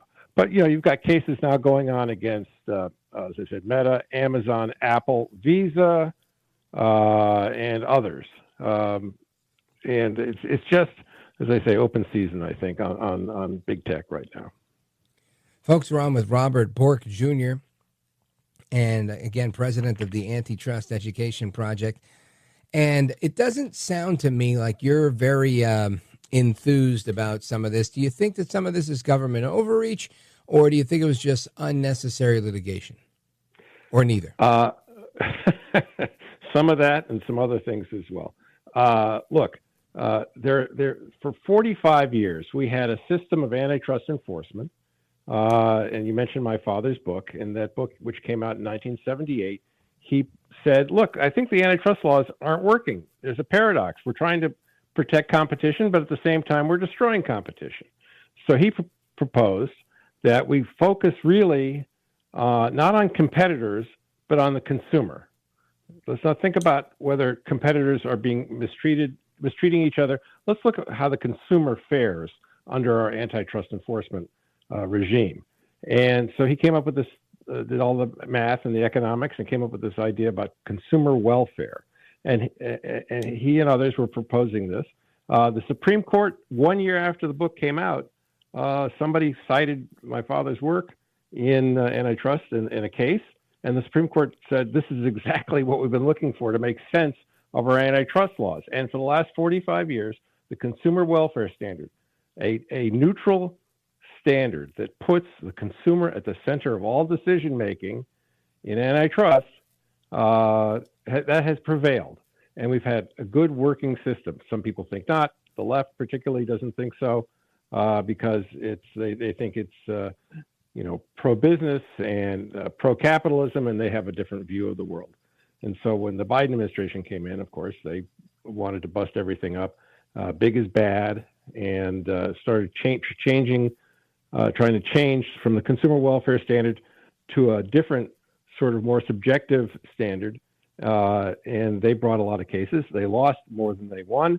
But these cases are actually Trump cases, the one we're talking about. Google and Meta are Trump cases that have managed to make it through the Biden administration and now actually get to the point where judges are considering them. I think a lot of this is antipathy towards bigness. I think a lot of it is antipathy towards big tech, particularly from conservatives who are upset, as rightly they should be, about censorship of conservative speech. But that is not an antitrust problem. That's an entirely different problem, and it shouldn't be solved by pursuing antitrust cases. And I think in a lot of the stuff that's going on now in these cases, what we're seeing is victory by any means. Let me just give you an example. So in the Apple case, they sued in the last administration, Apple saying, you guys have a monopoly in performance smartphones. Well, what's a performance smartphone? It's the high-end phone with all the bells and whistles. And they said, you have a monopoly in that. Well, actually, Apple makes fewer phones, sells fewer phones than Samsung does. It also sells many different kinds of phones. They have cheaper phones, older model phones that are new, but they sell those. And so, frankly, this is what just like in politics, when you gerrymander a congressional district to make sure that somebody wins, they gerrymandered the market. You have to have a market definition when you go into these cases, and they gerrymandered a market definition to prove that Apple is a monopoly. Well, that's just ridiculous. And there's a lot of that stuff going around. And also in the Meta case, for example, which is just started, I guess, last week, the government's alleging that Meta has a monopoly in social media. But what is social media? Social media to them is doesn't include TikTok. I mean, how can you? Because they came up with a definition that TikTok is not the relevant social media market. They had an account, and just today, Meta complained about this, put an expert witness on about it. So this is ridiculous. So they're not suing, Meta doesn't count. TikTok doesn't count. YouTube is not part of the market that they're considering for a monopoly in social media. And they're not considering what's the LinkedIn, which is actually kind of a big social media market for a certain kind of social media. So again, these are cases where the government is trying to prove,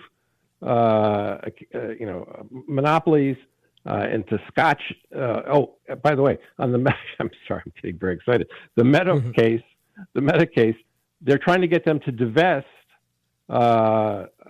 in Instagram and WhatsApp, which were approved more than 10 years ago. Why? I don't know. Well, Robert Bork, I want you to stick with me. I have some follow-up questions, in particular about the benefit that the consumer would have if they have more search options. So stick with me, folks. We're coming right back with Robert Bork, Jr., president of the Antitrust Education Project. Don't go anywhere. I'm Rich Valdez.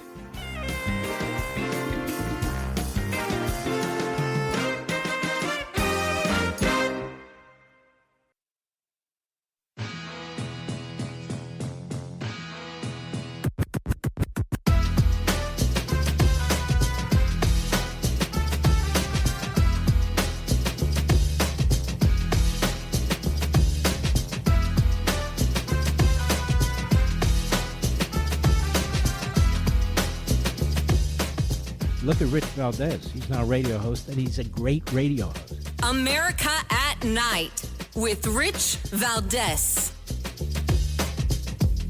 The judge has found that Google holds illegal monopolies in online advertising technology. Now, this could allow prosecutors to argue for breakup of Google's advertising products.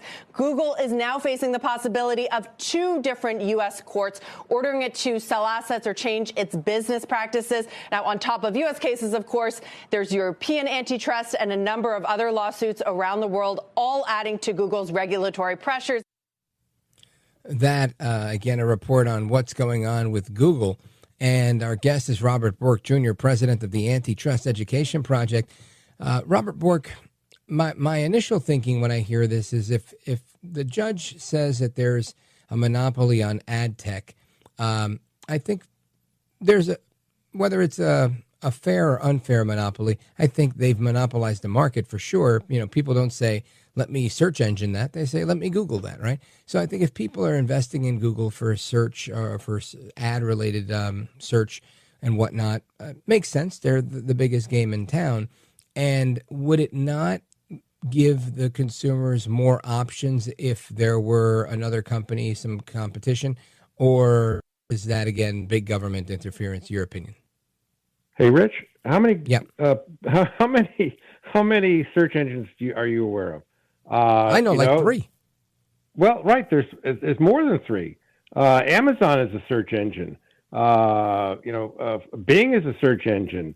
DuckDuckGo is a search engine, although it's actually Bing, I think, is under the engine underneath DuckDuckGo. But there are a lot of them, and a lot of them are related to particular, Yahoo. Yeah, by the way, look at Yahoo sometime, and I mean, no disrespect to the Yahoo people, but if you try to find something on Yahoo, good luck. It hasn't worked in years. Right, and that's why Google is now what it is. They were the upstart that took on Yahoo and crushed them because they made a better mousetrap. And they got their monopoly. By the way, there's nothing illegal about having a monopoly. It's how you got it and what you do with it. And so they got their monopoly fair and square because they made a better mousetrap and a better search engine, better algorithms, and they added services and products to that made it just a superior product all along. And of course, what a lot of these critics don't understand, they don't ever talk about it, is the benefit of having in the internet and in search and other things is the value of having more and more people, more and more users, because that improves the product. Anyway, look, here's what's going to happen, I think. Because I know we don't have a lot of time. We could go on for hours, or I could, and you wouldn't want that. But I think here's what's going to happen. I think the government's is obviously trying to break up Google. That would be a very bad thing if it happened. But I don't know that I don't think it's going to happen. I think there will be, luckily for us, as far as I'm concerned, there still exists in the courts the legacy of the consumer welfare standard. It is still the judicial operating system is how to think about antitrust. And so if it goes to the Court of Appeals for the DC Circuit and then on to the Supreme Court, I'm fairly confident after maybe 5 more years, they will overrule this. And because they have to, the consumer welfare standard says you have to look at what's best for the consumers. Are the consumers suffering? And that's not what they're asking here. They don't want to ask that question. They don't want to ask the question which the law requires that they ask. This is not, by the way, not a written law. This is not legislation. This is not a statute. This is years of tradition and rulings in the courts, in the Supreme Court, that established the consumer welfare standard. And they're going to have to look at that and say, I don't see how breaking up Google or some of these other companies will help. And that may result in fines, but not structural remedies, as they call that. Structural remedies is the euphemism for breaking up the company. There have been examples where breaking up companies has made a lot of sense, like AT&T. Right. But this is not one of them. And the markets and the technology and the economics are different now than they were back in the old Standard Oil days and the AT&T days. All right. So we may not like Google and they might not have great politics, but this cure is worse than the disease, in your opinion. That's right. Makes sense to me. Robert Bork Jr., let everybody know how they can keep up to speed with you and all the work you're doing at the Antitrust Education Project. Well, we're very uncreative. Our website is called the Antitrust Education Project.org, and we're on X or Twitter at Antitrust EDU. So I hope people look, and we write blog posts and op-eds a couple times a week. Outstanding. Keep up the great work. I appreciate the conversation. Robert Bork Jr., president of the Antitrust Education Project. Give him a follow. Check out the website. Godspeed to you, sir. Thank you. Thank you so much. You bet. And amigos, your thoughts, your calls, and reactions to everything that's going on from big tech and the potential breakup of some of these companies and everything else that we've been discussing tonight, don't go anywhere. This is America at Night with Rich Valdez. Call now, 833-4VALDEZ. That's 833-482-5337. 833-4VALDEZ. That's Valdez with an S.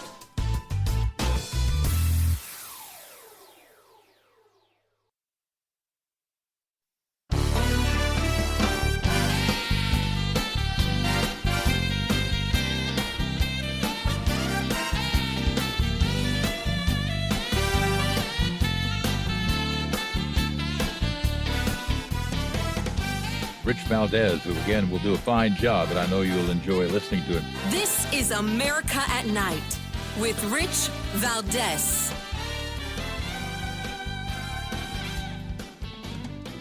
All right, to the phones we go. What do we got? Boise, Idaho, Evergreen, Montana, Pittsburgh, Pennsylvania, Reno, Nevada, Pendleton, Oregon, all over the country.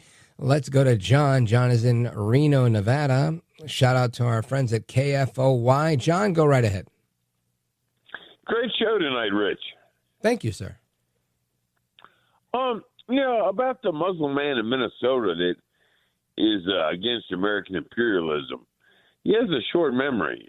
Osama looked to us to rescue Afghanistan from Russian imperialism. Recently, Syria is tired of Russian imperialism. My bartender, Malone, from Bulgaria, explained it to me this way. When you're a small country, you have to join somebody's team. And things won't always be just right for you on that team. Russia has fallen by the wayside, so it's either us or China nowadays. If he doesn't like our imperialism, 20 years from now, he'll be tired of Chinese imperialism. Man, really well put, John. And let me tell you, you couldn't have found a better teacher, right, than somebody from Bulgaria. When I was in Budapest last year, I met a guy from a group of guys that were at the table next to us. And they were from Bulgaria, and they were attending the CPAC Hungary conference. And these guys, let me tell you, they understand liberty so much better than many Americans. It's not funny. And it's because they know their history, and they have faced losing so much of that liberty. And I guess when you're facing the loss of liberty, you tend to have a new appreciation for it. So kudos to that guy from Bulgaria, and excellent call. John, thank you for the call. Reno, Nevada, KFOY in the building. We continue. Where do we go? We go to Boise, Idaho, KBOI. My man Paul, go right ahead. Good evening, Rich. Thanks for taking my call. Yeah, I recall pretty vividly about the breakup of AT&T, or Ma Bell, and turned into 7 Baby Bells, which was kind of confusing for people that didn't have nothing but a layman's understanding what was going on. And I could kind of see the same thing happening if Google does that. If Google goes, what are you going to get? Half of an answer? That's funny. Thank you, Paul. I appreciate it. Shout out to our buddy Paul in Boise, Idaho, KBOI. And we come right back with the rest of your calls and more. Montana, Pennsylvania, Oregon. Don't go anywhere. This is America at Night with Rich Valdez. Call now, 833-4VALDEZ. That's 833-482-5337. 833-4VALDEZ. That's Valdez with an S.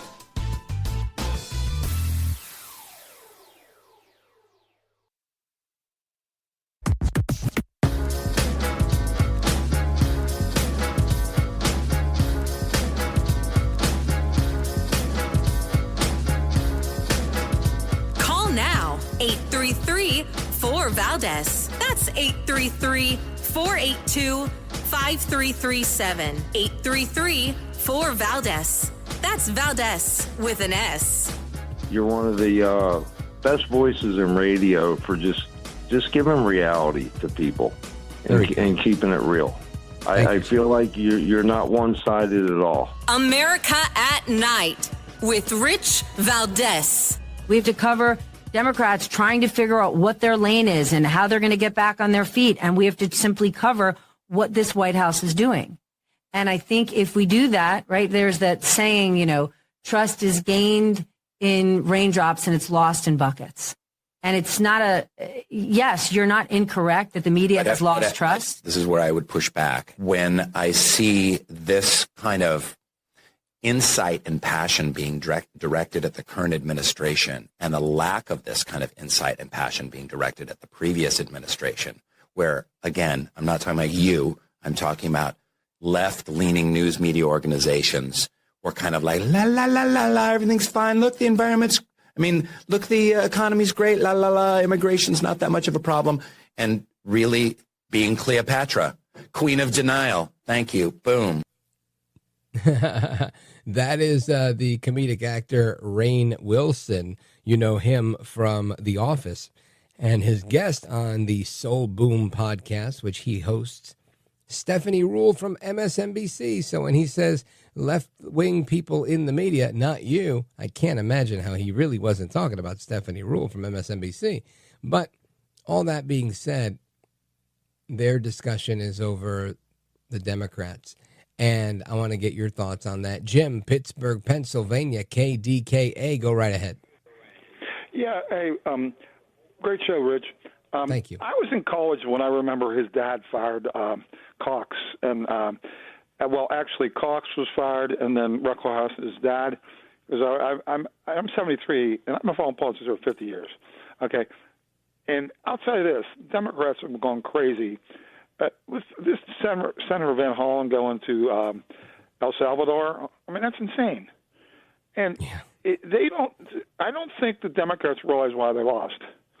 Because Bernie and the Tim Walz, they're going on these tours, and there's no moderates in the Democratic Party anymore. They think they just have to keep pounding the left, and the media is jumping all in it, saying how Trump's ratings are going down, blah, blah, blah, blah, blah. And they're feeding a lot of lies. I'll give you an example. The 1974 Trade Act, I was in college at the time, it took effect with Ford was president. It took effect in 1975 in January. It was the last year in college. And what it said was the president could make any type of tariff deal. They can vote up and down because on trade. So the media is doing everything they can to be biased against Trump and Republicans. And it's so apparent on these cases like the guy in El Salvador and the other one. I mean, is it supporting those people? Yeah. You know what? I think you're right, Jim.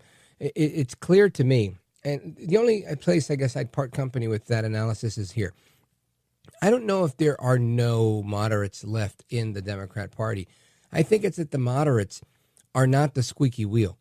And if they're not speaking up, that just opens the opportunity for the AOCs and Bernie Sanders and Jasmine Crockett's of the world to say, hey, let's throw some red meat to our base and be frantic. And that's what they do. They just shout and they're frantic and they're yelling. And they just yell and they yell and they yell. I mean, you can yell very passionately about something that you're concerned about. I get that. But if you're just yelling for the sake of, trying to alarm your base, it gets old. But it does appeal. It appeals to those people that want to go and rob a ammunition store because they want to put an end to American and Israeli imperialism, right? Those are the impressionable people that end up responding to these types of crazy calls for action. So I get what you're saying. And like I said, the only difference is I don't think that there aren't any. I think they're just not as popular because you've got so many of the radicals out there, beating their own drum and basically setting the tone, which is a shame. Jim in Pittsburgh, Pennsylvania, thank you for the call, brother. I appreciate it. let us continue. I want to go to Frank in Evergreen, Montana, KOFI. Go right ahead, sir. Good evening, Rich. I want to talk about, the population of the San Salvador prison. They say it could hold 40,000, but how many were already in there? And there's not enough space to put all these criminals. I mean, it's just overwhelming, but it's cruel. Prison, it always is cruel, but I think what we could do is probably start putting international prisons in our country, like out in eastern Montana.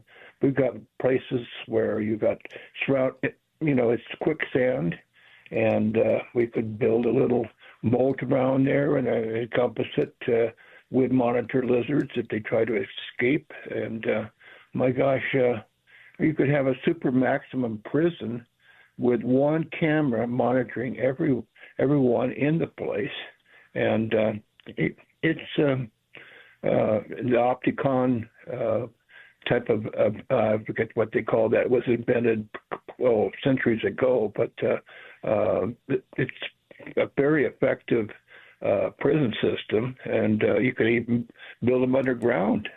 And, this is interesting. What I'll say to this is, I think that it's cheaper for us to let the El Salvadorians build the annex to their prison and us just to pay for the airfare to get them there.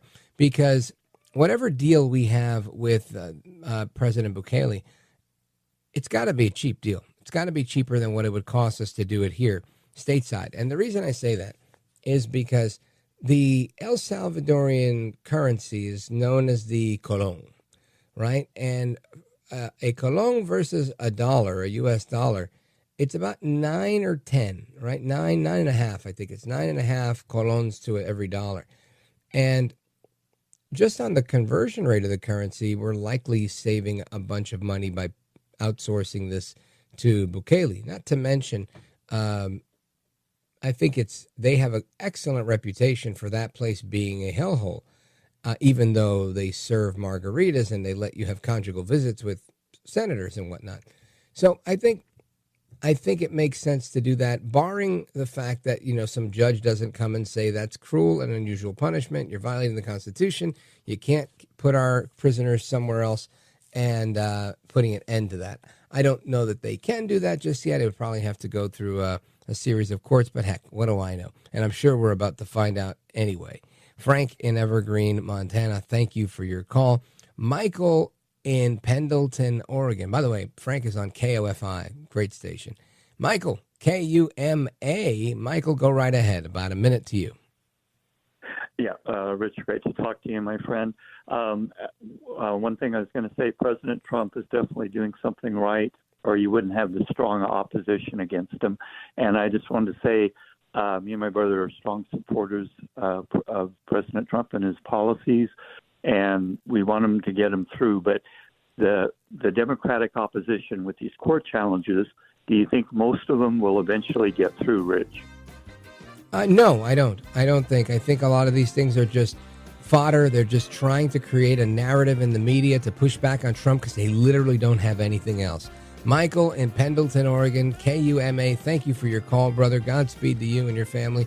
Amigos, hasta la próxima. Take care, good night, and God bless you, America. I'm Rich Valdez.